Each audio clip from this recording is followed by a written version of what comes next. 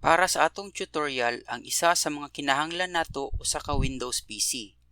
Pwede kini nga desktop or laptop ug naay naka-install nga Windows operating system nga at least Windows 10. Kinahanglan sad nato nga mag-install og Visual Studio 2019 para sa atong mga coding session. Para maka-install ta og Visual Studio 2019, bisitaha lang ni nga website ug i-download ang Community Edition. Naa ang link sa description section kung unsaon pag-install sa software.